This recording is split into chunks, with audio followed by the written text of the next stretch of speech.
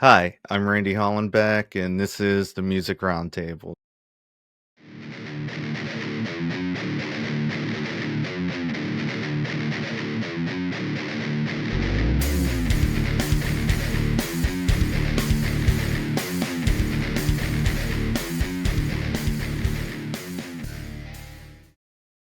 Today on the show, we have alternative R&B artist Barbados Black. Hey, what's up, man? Good afternoon. Thank you for having me.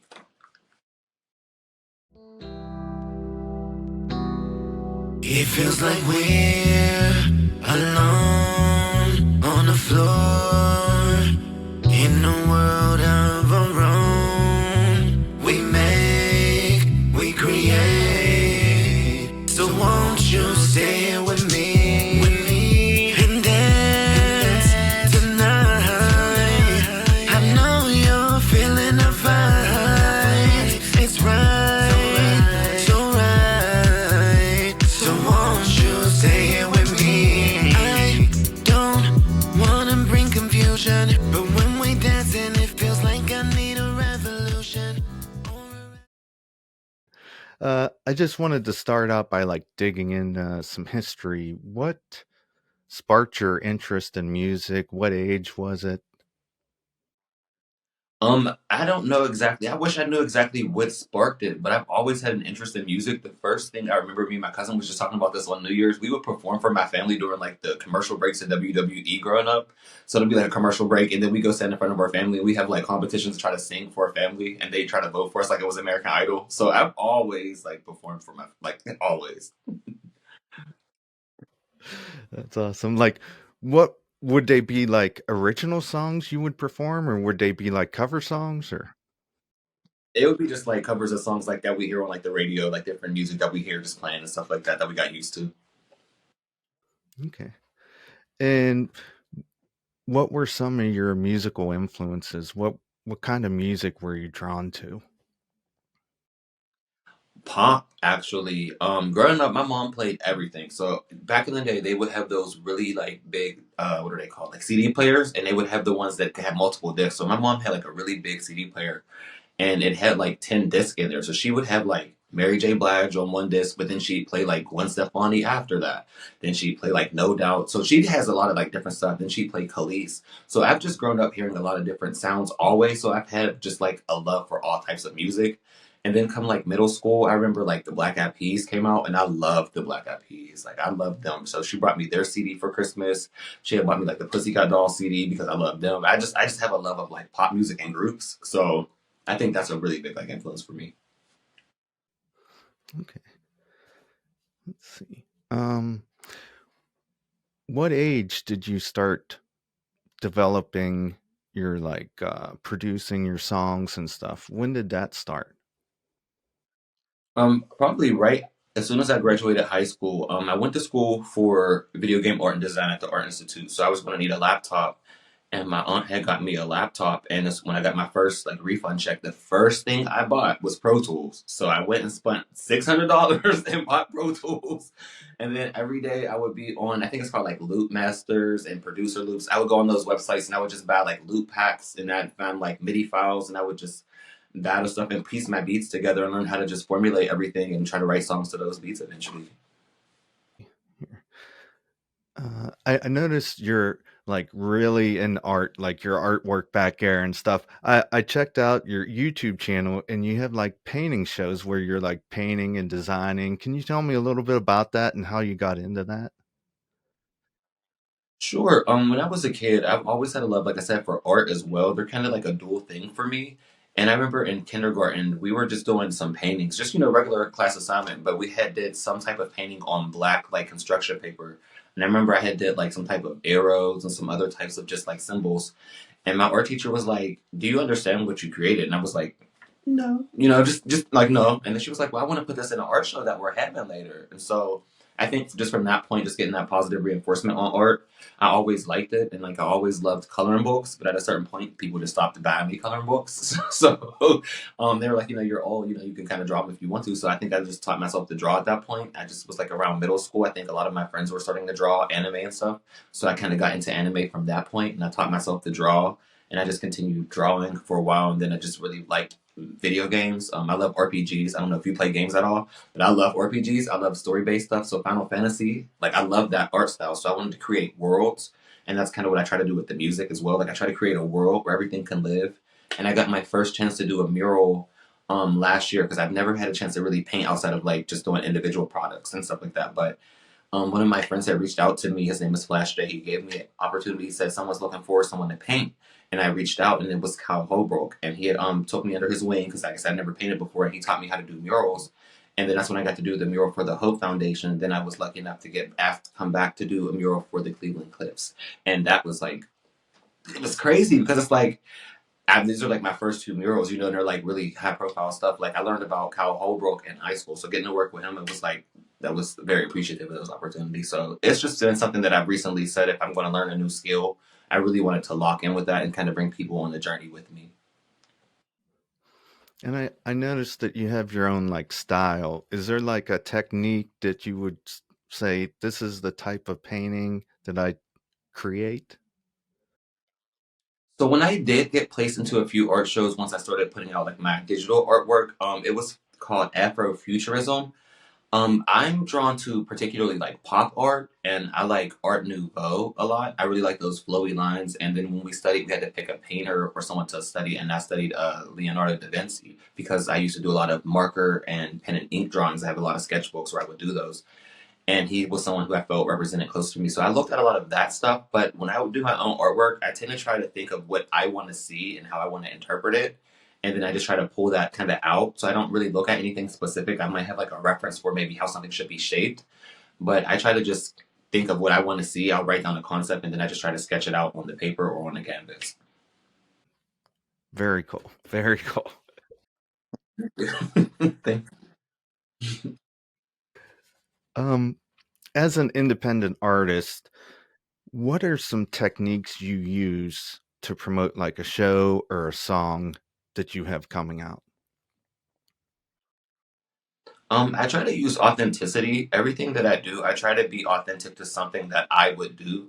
When I grew up, I did a lot of different things. I was able to do like improv in middle school and stuff like that.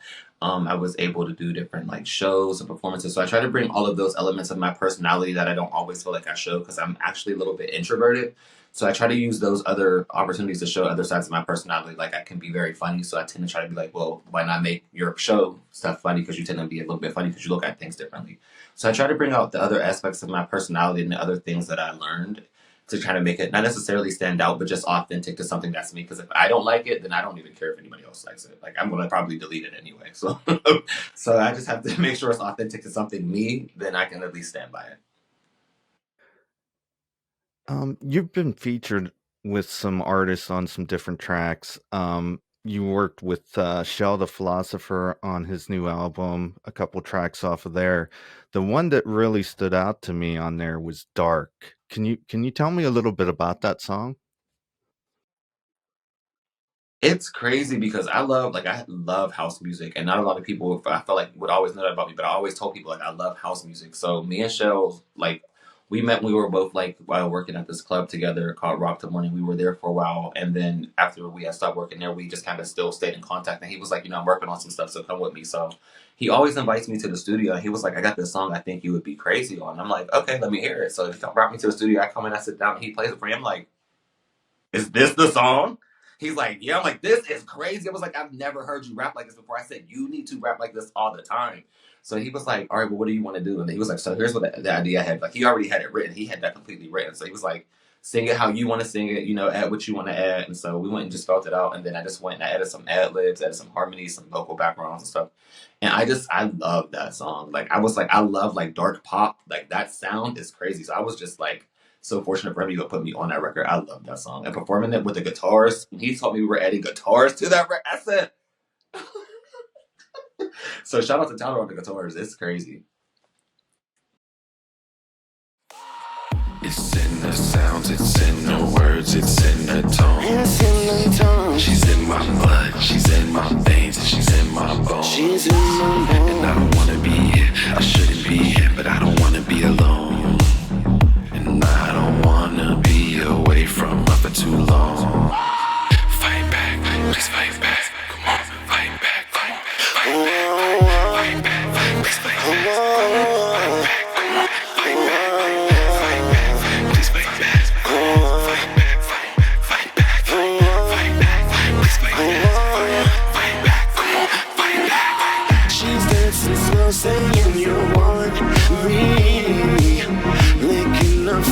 is trying to taunt me. If I don't do this, it will haunt me. Begging them, please take your hands off me.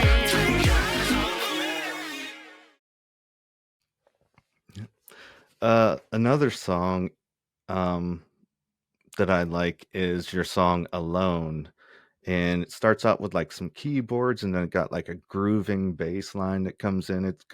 It's like a cool vibe to that song. Can you tell me a little bit about that one? A lot of my music, you like you said, I'm an alternative artist. I love to experiment with a lot of different sounds and different beats. So I always look for something that moves because I like to move when I perform. I don't like to sit still, even if it's a ballad. I tend to like to move around. And when I heard that beat, like that instrumental, it's just I don't know, it's just something has spoke to me about that song. I just had like a vibe to it. Like that song came to me very easy because I don't write any of my music. I just pull up the studio and I say, "What are you feeling?" And let's figure that out. And that's kind of how that song came. It's just I had a feeling where I just that song made me feel very free, and it made me feel like I used to have a song that I would perform called "Shel." I never released it, but it was essentially about just being fun and partying and just loving life and enjoying something. I wanted to feel like I wanted to bring that back to music. That's why I like to dance. I don't feel like we have enough dancing. I think that's why everybody's so sad. We need more dancing. We need more partying. And when I perform that song, I just feel like I see people tend to like it makes you let go because it kind of pulls you in. It's very seductive. It pulls you in on the intro and it's like this. And then by the time the second chorus comes, you're dancing. So I really love that record and I love that groove. I'm really inspired by like a lot of Afrobeat lately. Like I listen to like a lot of stuff like that lately and a lot of those types of beats. So I don't know. It's just one of those records where I feel like it just came together for me at least perfectly. Come dispel my confusion. Ever you are doing, I know I'm falling to it. I don't wanna have to leave alone. You know that we can drive all night, but we can ride. It feels like we're alone on the floor in a world of our own. We make, we create. So won't you stay with me and dance tonight? I know you're feeling the vibe. It's right, so right. Now, you were talking a little bit about your writing style. You say you just go to the studio and you let them create the music and then you create the lyrics. Is that how that works? I don't even have someone create the beat a lot of the times. A lot of times I like to already have like the beat already done. Like some of my friends do create instrumentals, so sometimes they'll have something for me. But if I usually look for an instrumental or someone will send me something and then I'll put the instrumental into Pro Tools. I do a lot of the stuff myself. Actually, like that song, I mix and engineer it myself. So I pulled up Pro Tools. I'll put it in there. Then I'll just say, okay, let's figure out what key it is, what tempo it is. What do we want to do with the song? And then I'll turn all my effects off, and then I'll just go to record the song. Like I said, I try to figure out what story I want to tell. I've been watching a lot of stuff about how songs are constructed. I listen to a lot of Dionne Warwick. I love Dionne Warwick. She's crazy. Like Promises, Promises. I listen to every morning. It's one of my morning ritual songs. So I really try to focus on like song structure and how like emphasis can be played around with and how to do different things. So I try to study that. And so when I go to make these songs, I don't necessarily have to write them because I tend to feel like if I write things down, I think about it too much and I don't really say how I feel. So I really like to speak from the heart with my music. So if something doesn't make sense, I can always go back and change the lyric or change it after I'm hearing it. But I would rather come up with something that feels real, like I said, and organic to me because I'm trying to create something that I don't feel is necessarily not been done before in that way, but something that's at least original to me. Okay. And as a songwriter, do you usually like work in the frame of verse, chorus, bridge, or do you just there's no limits to it? There's really no limits to it. It's really beat specific. I always say it's almost like the beats talking to me. Like when I put on an instrumental, it's almost like the words are already there. I can almost hear where it should go and how it should sound, and then I just put that onto it. Almost, it's such a weird thing to me because I'm like, I don't know. Like I'll listen back to some lyrics and I'm like, I don't know how I said that. I never would even. I wouldn't even have thought to say that. So I don't even know. So it's just a lot of, honestly, just like I said, I try to speak from the heart, and I think allowing myself to just be open and be honest. Like I like to have my studio session very private. I don't usually have a lot of people, so if I do work with the engineer, I was working with the engineer's name was Jay Moore. We had formed like a very close relationship where we opened up because it's a very emotional thing to me. So it has to be a very thing where we're both able to have like a give and take. So I just think working that way and having like the lyrics and being able to speak from the heart is easier that way. Is there any like ritual you do before you like go in the booth? Like you warm up your voice, or is there any like techniques you use? So as far as techniques, what I try to do, I mean, that's why I was talking to the DJ earlier today because I had an audition today. I just got back from it. That's why I said we can move the time. But I had told them like I took some time off because I was not vocally trained. Like a lot of times when I grew up in my schools, we didn't even have like music class. So I've been taking time off to try to really study vocals and how vocals work and how my voice works. I learned like I've been new from studying in like choir when I was in it a few times. I'm a baritone, I'm a bass, I have a very low voice. There's not a lot of singers who sing like me in contemporary music, so I don't have a lot of references. There aren't a lot of references that I can go to listening to today's music. It's all about how high you can go, not necessarily how low you can go for as far as males. Like if you think about our popular singers, we have like my favorite, like Bruno Mars. I love Bruno Mars, but we think about his highs. We don't think about any of the singers who can go a little bit lower a lot of the times. So I feel like I have a little bit of a responsibility to kind of represent for that right now. So I really try to study how those vocals are done so I can do them well. And that's what I've been doing before I go to the studio a lot of the time. I try to start my vocal practice in the morning.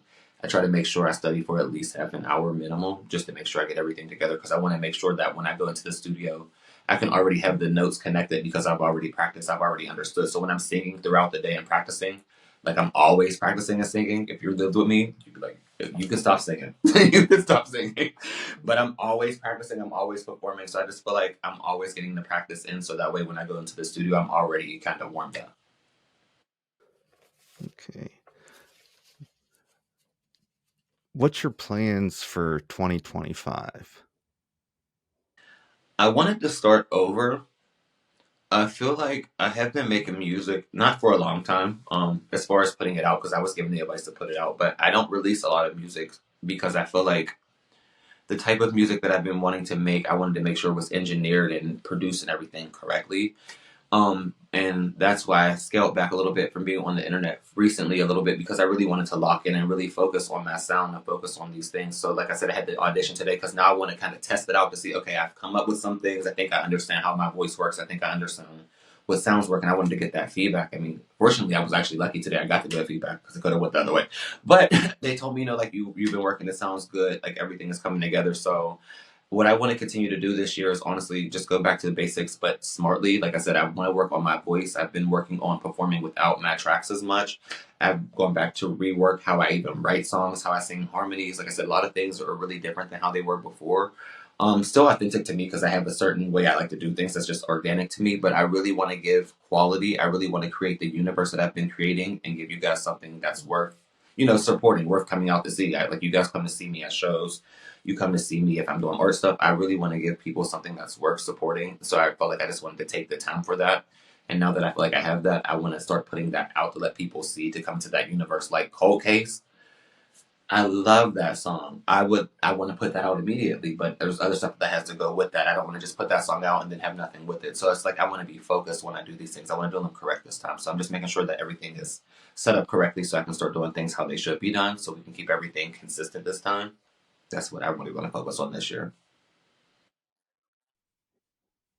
Yeah, kind of like some bands have been like rebranding, have been like stopping, like focusing on the music. Okay, this is our new sound. We're going to come out with this and just take the time to plan out like, okay, plan out like 6 months in advance and stuff like that. You have to. I'm realizing, like, I'm somebody who, like I said, I don't mind jumping headfirst in anything. You could tell me tomorrow we're doing something, 9 times out of 10, I'll say yeah. But as far as me knowing I'm very business minded as well with me running like the art side of stuff, I don't do my art stuff like that. And I don't want my music to necessarily feel haphazard either or rushed.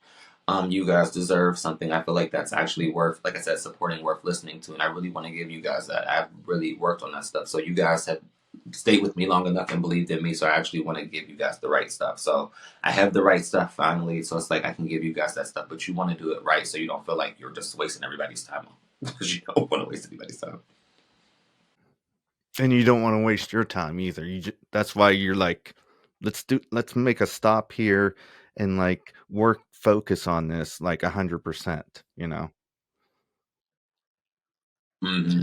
Yeah, that's really how I've been feeling. Like I was able to start bending. I've been able to kind of pick and choose things. I've recently heard like I don't want to say a proverb, but for lack of better words, like a proverb where they said a lot of times you don't know which is which. They'll say like an opportunity can come dressed as a disguise, and sometimes a disguise comes dressed as opportunity. So when I heard that, I said sometimes I feel like that's how I feel, just because, like I said, I can tend to say yes to a lot of things. And I think instead of just saying yes to everything, sometimes you do have to say no to things to do the things to focus on what's important to you so you can focus on what you need to. Yeah. Yeah. Um, do you have any like shows, or are you guesting on any new music coming up? So I do have some shows. I'm performing on, ironically, Valentine's Day with shows. Shows that we're going to be performing. I believe it's at the Poetry Lounge. We have that coming together. So that's supposed to be on February the 14th. And then I believe it's either the first or the third that I'm performing with my brother Marley. It's Marley 412, Monster Marley. Shout out to him. We're performing at the Hard Rock Cafe on the South Side. We'll be performing one of the songs. That's one of the first collabs I ever got to do. So I love when I get to perform the songs because he's one of the first people who actually genuinely believed in me. I always tell people, like, I'm not sure if you know, like, the very first show I tried to even get into, I got denied and turned down. They said no. They said no. They said no. Yeah. And I was very upset about it. I was very upset about it. I couldn't believe it. I didn't know what to do with myself. But I'm a very resilient person, and I went and asked the DJ, like, like, so what could I have done better? What do you feel like in your eyes was some of the feedback I could have got? But as I was on my way out, he was one of the people who had stopped me and was like, I actually like what you do. I think it's different. I think you're coming up with your own sound. I like what you're doing. I want to work with you. So he sent me something and said, let me see what you come up with. And I really appreciated that because that's one of the things, like I said, that really get started. You never know like where your first chances even want to come from. Like that denial and then that immediate, because that's what made me become an independent artist. I didn't get to do the shows. I ended up having to create my own path and it went away. So I get to perform with him. That's very exciting. And then after that, we're going to have some other shows coming up, but I would rather wait until those get a little bit closer because I like to have everything set in stone. Are you collaborating with any other musicians, like on features on any of their songs or anything like that? Yeah, I'm supposed to be working with some artists from Butler. I was working with my bro. His name is DTSK's name on Instagram. I'm working with DTSK on some stuff. I have a few songs. I was been supposed to send it to him. Like the funny thing is, he was like, send it over, and I had the song done in like October.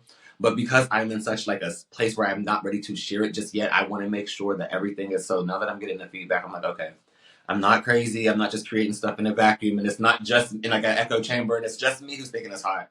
I'm letting other people. I'm slowly letting people who I usually let tea stuff. I'm letting them hear the newer stuff, and they're like, "Oh, okay, you're doing something different." I'm like, "Okay, yeah, okay. This is what I wanted to hear. Like, okay, this is good. We were improving." So yes, I'm working on a bunch of collabs. I'm going to get ready to start sending those out. I have like a bunch of songs that I'm ready to get engineered, like professionally. Like I said, I really want those to be at a certain quality, especially since I can get those on the radio. Shout out to you. I want them to be at the highest quality possible. So getting those fixed. I've been actually buying a lot of the beats and just making sure I like how the songs are sounding. So that's the primary focus for the next few months is just getting that stuff together and getting the music videos together. I've been really trying to build up my YouTube platform because that's where my music videos are. And the music videos, I love to do visuals. So I really been really trying to focus on building that up so that way when I get ready to put my music videos out, the people are already there. You're already kind of established. So that's what the focus is right now.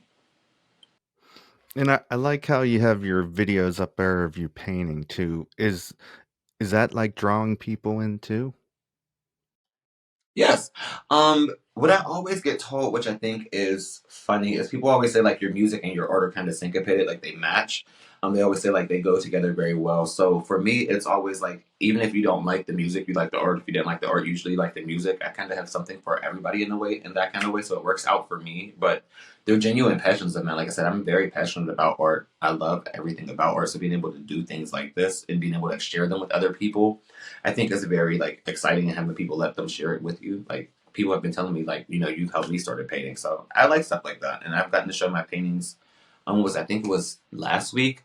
That was my first time actually getting to show my paintings that were just all of my paintings, just me. So it's actually going pretty good. So I do like it. It has been drawing people in. I'm continuing painting. My skills have gotten significantly better in a short amount of time. I'm very proud of myself because I hated how I painted a year ago. So I'm very happy with how it's turning out. I appreciate you for even watching the videos. Thank you so much for even tuning in, because when I'm making these videos, I'm like, I hope that I'm not boring and too monotone. So I'm happy that you're watching them and you're at least seeing what's going on. I really do appreciate it. So thank you. I watched the whole video too, till the end. And it is like you have your unique style. And it's awesome. I think it's awesome. So, I appreciate it. Thank you. I'm really trying to bring a different perspective to. I really do try to bring something creative to give you guys at least something that you like maybe haven't seen or at least used to seeing. So I appreciate it. Thank you. now, where can we get a hold of you? Facebook, Instagram? So I usually am always on Facebook, Barbados Black, but you can always find me on Instagram at Barbados Black as well. TikTok, if they keep it up, I don't know what's about to happen with TikTok, but if you find me anywhere, I'm always Barbados Black. I make sure I have that name. It is trademarked. It is mine.